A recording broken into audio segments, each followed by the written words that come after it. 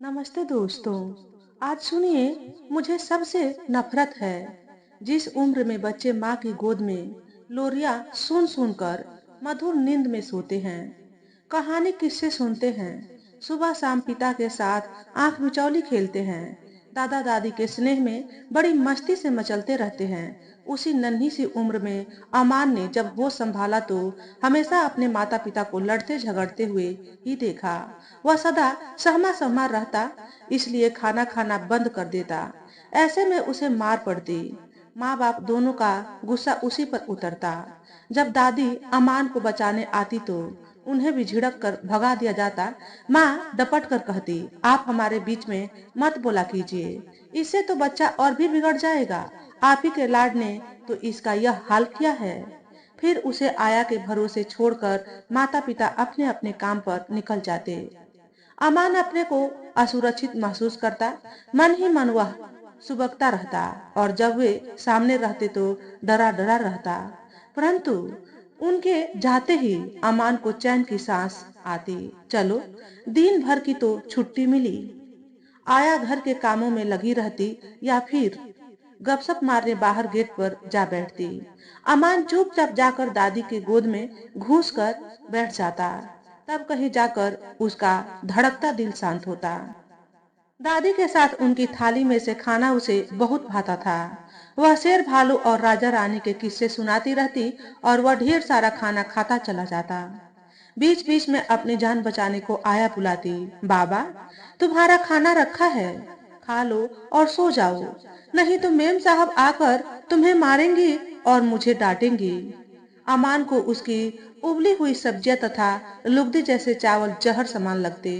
वह आया की बात बिल्कुल न सुनता और दादी से लिपट कर सो जाता। परंतु जैसे जैसे शाम निकट आने लगती उसकी घबराहट बढ़ने लगती। वह चुपचाप आया के साथ आकर अपने कमरे में सहम कर बैठ जाता।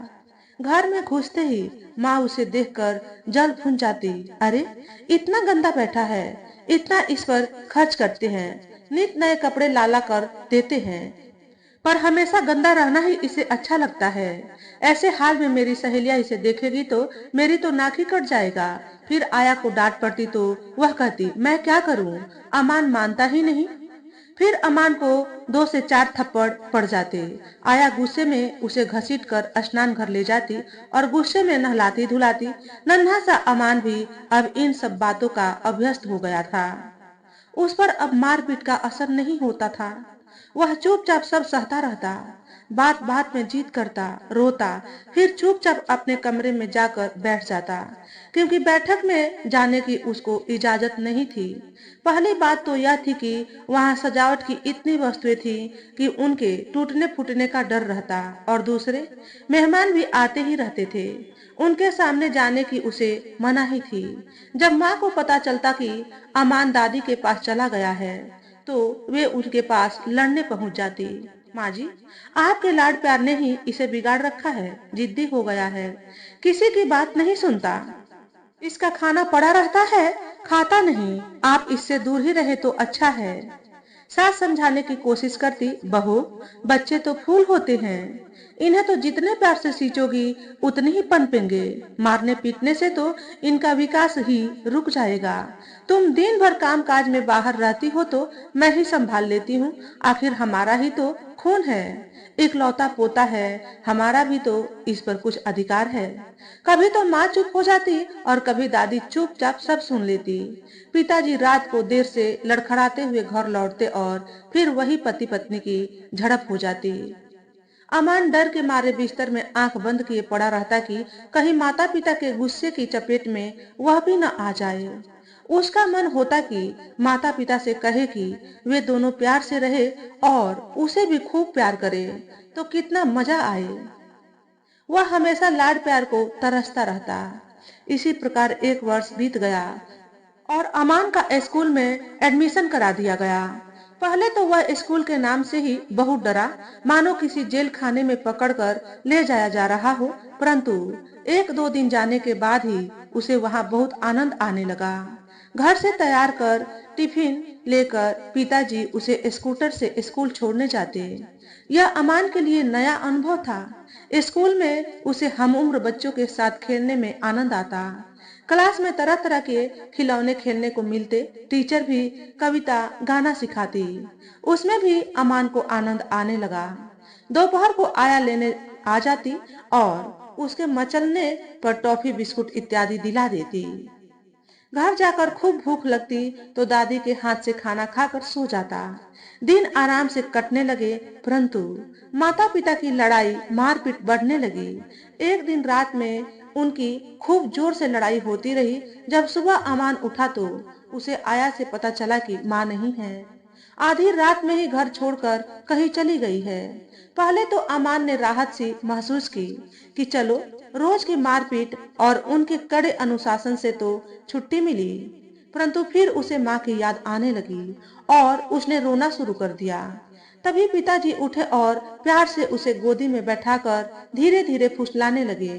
हम अपने बेटे को चिड़ियाघर घुमाने ले जाएंगे, खूब सारी टॉफी, आइसक्रीम और खिलौने दिलाएंगे। पिता की कमजोरी का लाभ उठाकर अमान ने और जोर से माँ माँ कहकर रोना शुरू कर दिया। उसे खातिर करवाने में बहुत मजा आ रहा था। सब उसे प्यार से समझा बुझा रहे थे। तब पिताजी उसे दादी के पास ले गए। बोले, माँ जी, अब इस बिन माँ के बच्चे को आप ही संभालिए। सुबह शाम तो मैं घर में रहूंगा ही, दिन में आया आपकी मदद करेगी। अंधे को क्या चाहिए, दो आंखें। दादी पोता दोनों प्रसन्न हो गए। नए प्रबंध से अमान बहुत ही खुश था। वह खूब खेलता, खाता, मस्ती करता। कोई बोलने टोकने वाला तो था नहीं। पिताजी रोज नए नए खिलौने ला कर देते। कभी कभी छुट्टी के दिन घुमाने फिराने भी ले जाते। अब कोई उसे डांटता भी नहीं था। स्कूल में एक दिन छुट्टी के समय उसकी माँ आ गई। उन्होंने अमान को बहुत प्यार किया और बोली, बेटा, आज तेरा जन्मदिन है। फिर प्रिंसिपल से इजाजत लेकर उसे अपने साथ घुमाने ले गई। उसे आइसक्रीम और केक खिलाया, टेडी बियर खिलौना भी दिया। फिर घर के बाहर छोड़ गई। जब अमान दोनों हाथ भरे हुए हंसता कूदता घर में घुसा तो वहां कोहराम मचा हुआ था। आया को खूब डांट पड़ रही थी। पिताजी भी ऑफिस से आ गए थे। पुलिस में जाने की बात हो रही थी। यह सब देख अमान एकदम डर गया कि क्या हो गया। पिताजी ने गुस्से में आगे बढ़कर उसे 2 से 4 थप्पड़ जड़ दिए और गरज कर बोले, बोल बदमाश, कहाँ गया था? बिना हमसे पूछे उस डायन के साथ क्यों गया? वह लेकर तुझे उड़ जाती तो क्या होता? दादी ने उसे छुड़ाया और गोद में छिपा लिया। हाथ का सारा सामान गिरकर बिखर गया। जब खिलौना उठाने को वह बढ़ा तो पिता फिर गरजे, फेंक दो कूड़े में सब सामान। खबरदार जो इसे हाथ लगाया तो। वह भौचक्का सा खड़ा था। उसे कुछ समझ ही नहीं आ रहा था कि आखिर हुआ क्या, क्यों पिताजी इतने नाराज हैं। 2 दिनों बाद दादी ने रोते रोते उसका सामान और नए कपड़े अटैची में रखे।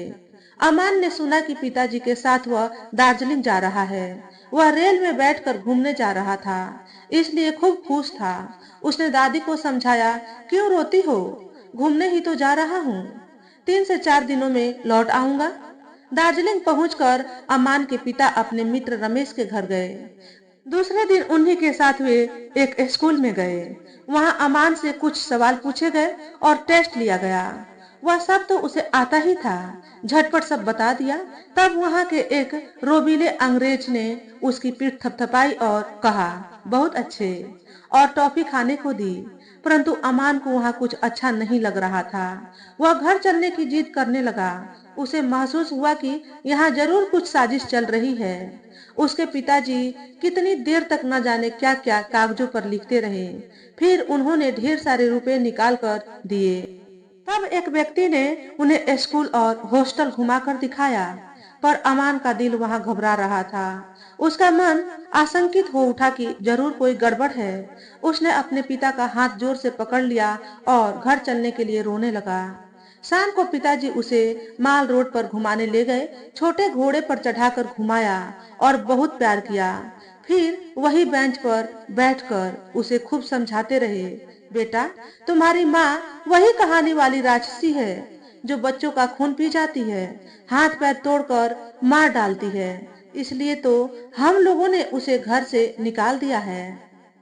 उस दिन वह स्कूल से जब तुम्हें उड़ा कर ले गई थी, तब हम सब परेशान हो गए थे। इसलिए वह यदि आए भी तो कभी भूल कर भी उसके साथ मत जाना। ऊपर से देखने में वह सुंदर लगती है, पर अकेले में राक्षसी बन जाती है। अमान डर से कांपने लगा। बोला, पिताजी, मैं अब कभी उनके साथ नहीं जाऊंगा। दूसरे दिन सवेरे 8 बजे ही पिताजी उसे बड़े से गेट वाले जेलखाने जैसे हॉस्टल में छोड़कर चले गए। वह रोता चिल्लाता हुआ उनके पीछे पीछे भागा, परंतु एक मोटे दरबान ने उसे जोर से पकड़ लिया और अंदर खींच कर ले गया। वहां एक बूढ़ी औरत बैठी थी। उसने उसे गोदी में बैठाकर प्यार से चुप कराया, बहुत सारे बच्चों को बुलाकर मिलाया। देखो, तुम्हारे इतने सारे साथी हैं, इनके साथ रहो। अब इसी को अपना घर समझो। माता पिता नहीं है तो क्या हुआ, हम यहाँ तुम्हारी देखभाल करने को है ना। अमान चुप हो गया। उसका दिल जोर जोर से धड़क रहा था। फिर उसे उसका बिस्तर दिखाया गया। सारा सामान अटैची से निकालकर एक छोटी सी अलमारी में रख दिया गया। उसी कमरे में और बहुत सारे बेड पास पास लगे थे। बहुत सारे उसी की उम्र के बच्चे स्कूल जाने को तैयार हो रहे थे। उसे भी एक आया ने मदद कर तैयार कर दिया। फिर घंटी बजी तो सभी बच्चे एक तरफ जाने लगे। एक बच्चे ने उसका हाथ पकड़कर कहा, चलो, नाश्ते की घंटी बजी है। अमान यंत्रवत चला गया, पर उससे एक कौर भी ना निकला गया। उसे दादी का प्यार से कहानी सुनाना, खाना खिलाना याद आ रहा था। उसे पिता से घृणा हो गई, क्योंकि वे उसे जबरदस्ती धोखे से यहाँ छोड़कर चले गए। वह सोचने लगा कि कोई उसे प्यार नहीं करता। दादी ने भी न तो रोका और न ही पिताजी को समझाया। वह ऊपर से मशीन की तरह सब काम समय से कर रहा था, पर उसके दिल पर तो मानो पहाड़ जैसा बोझ पड़ा हुआ था। लाचार था वह। कई दिनों तक गुमसुम रहा, चुपचाप रात में सुबकता रहा। फिर धीरे धीरे इस जीवन की आदत सी पड़ गई। कई बच्चों से जान पहचान और कईयों से दोस्ती भी हो गई। वह भी उन्हीं की तरह खाने और पढ़ने लग गया। धीरे धीरे उसे वहाँ अच्छा लगने लगा। वह कुछ अधिक समझदार भी होने लगा। इसी प्रकार 1 वर्ष बीत गया। वह अब घर को भुलाने सा लगा था। पिता की याद भी धुंधली पड़ रही थी कि एक दिन अचानक ही प्रिंसिपल साहब ने उसे अपने ऑफिस में बुलाया। वहां 2 पुलिस वाले बैठे थे, एक महिला पुलिस वाली तथा दूसरा बड़ी मूछों वाला मोटा सा पुलिस का आदमी। उन्हें देखते ही अमान भय से कांपने लगा कि उसने तो कोई चोरी नहीं की, फिर क्यों पुलिस पकड़ने आ गई है। वह वहां से भागने ही जा रहा था कि प्रिंसिपल साहब ने प्यार से उसकी पीठ सहलाई और कहा, बेटा, डरो नहीं। ये लोग तुम्हें तुम्हारे माता पिता के पास ले जाएंगे। तुम्हें कुछ भी नुकसान नहीं पहुंचाएंगे। इनके पास कोर्ट का ऑर्डर है। हम अब कुछ भी नहीं कर सकते। तुम्हें जाना ही पड़ेगा। अमान ने रोते रोते कहा, मेरे पिताजी को बुलाइए, मैं इनके साथ नहीं जाऊंगा। तब उस पुलिस वाली महिला ने उसे प्यार से गोदी में बैठाकर कहा, बेटा, तुम्हारे पिताजी की तबीयत ठीक नहीं है, तभी तो उन्होंने हमें लेने भेजा है। तुम बिल्कुल भी डरो मत। हम तुम्हें कुछ नहीं कहेंगे, पर यदि नहीं जाओगे तो हम तुम्हें जबरदस्ती ले जाएंगे। उसने बचाव के लिए चारों तरफ देखा, पर कहीं से सहारा न पाया। चुपचाप उनके साथ जाने को तैयार हो गया। हॉस्टल की आंटी उसका सामान ले आई थी। कलकत्ता पहुंचकर पुलिस वाली आंटी अमान के बार बार कहने पर भी उसे पिता और दादी के पास नहीं ले गई। उसका मन भयभीत था कि क्या मामला है। रात को उन्होंने अपने घर पर ही उसे प्यार से रखा। दूसरे दिन पुलिस की जीप में बैठाकर एक बड़ी सी इमारत, जिसको लोग कोर्ट कह रहे थे, वहां ले गई। वहां उसके माता पिता दोनों दूर दूर बैठे थे और काले चोगे पहने बहुत से आदमी चारों तरफ घूम रहे थे। अमान सहमा सहमा बैठा रहा। वह कुछ भी समझ नहीं पा रहा था कि यह सब क्या हो रहा है। फिर ऊंची कुर्सी पर सफेद बालों वाले बड़ी उम्र के अंकल, जिनको लोग जज कह रहे थे, उन्होंने रोबदार आवाज में हुक्म दिया, इस बच्चे यानी अमान को इसकी माँ को सौंप दिया जाए। पुलिस वाली आंटी, जो उसे दार्जिलिंग से साथ लाई थी, उसका हाथ पकड़कर ले गई और उसे माँ को दे दिया। माँ ने तुरंत उसे गोद में उठाया और प्यार करने लगी। पहले तो उनका प्यार भरा स्पर्श अमान को बहुत ही भाया, परंतु तुरंत ही उसे पिता की राक्षसी वाली बात याद आ गई। तब उसे सचमुच ही लगने लगा कि माँ जरूर ही एक राक्षसी है। अभी तो चख रही है, फिर अकेले में उसे खा जाएगी। वह घबरा कर चीख चीख कर रोने लगा।